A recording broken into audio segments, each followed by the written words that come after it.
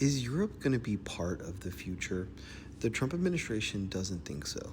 So the administration has to release a national security strategy, and it just said that it thinks Europe has insufficient military spending, it is economically stagnant, they're in economic decline, they face civilizational erasure, and that Europe is going to be unrecognizable in 20 years or less. And being honest about it, this has been going on for a while.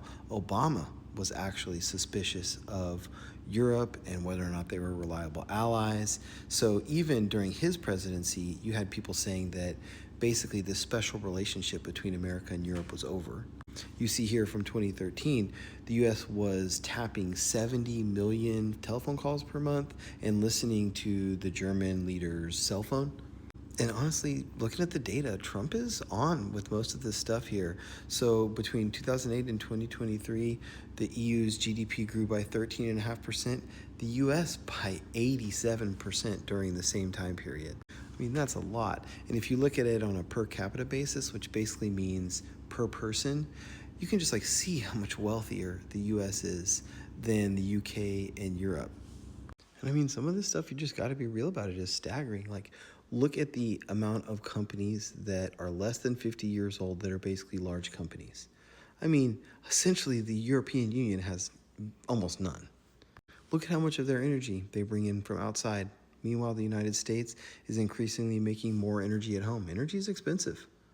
And in basically the last 5 years, the EU has issued 13,000 new regulations, whereas the United States, 5,500. So there's just a lot more, there are a lot more laws in Europe. They also don't have that many babies, which is a problem because they're getting older and they have these big pensions, which you're going to see here. But basically by 2050, you're going to have huge amounts of the population that are basically in retirement age. And there's this old thing in government, they call it guns versus butter.